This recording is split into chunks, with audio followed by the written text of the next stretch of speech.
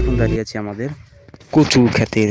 দেখেন পাশে কি সুন্দর কচু, বলতে কচুর সম্পর্কে তো বইলে শেষ করার কিছু নাই। রোদ্রের তাপ ওদিকে, তাই আমার দিকে এলাম, আমার হাঁটতে হাঁটতে কথা বলি। মনে করেন আগা মাথা এই মাথা সে মাথা নাই, কচু সব সময় সে যে কোনো জমিতে হয়। আটালে মাটি, দোআঁশলা মাটি, এঁটেল মাটি, ভেজা মাটি, শুকনা মাটি, সব ধরনের মাটিতে আর 12 মাসই হয়ে থাকে কচু।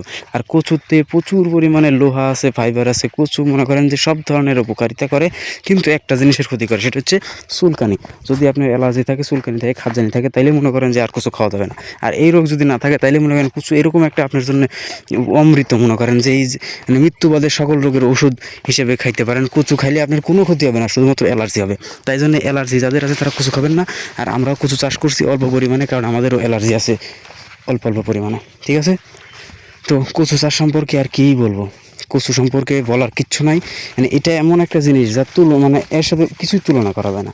এমন একটি শক্ত জিনিস, শক্তিশালী জিনিস, খাদ্য সবজি হিসেবে, ভাজি হিসেবে, ভর্তা হিসেবে, তরকারি ঝোল করে সবভাবে খাওয়া যায়। কচুর কোনো তুলনা নাই, অতুলনীয় সবজি হচ্ছে কচু।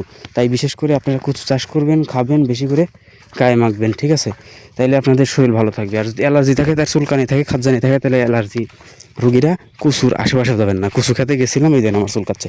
আমি তারপরেও কচু খাই, আমার ঠান্ডা আছে, তারপরেও কচু খাই। কচুতে যে প্রচুর পরিমাণে পুষ্টি, বুঝেন নাই?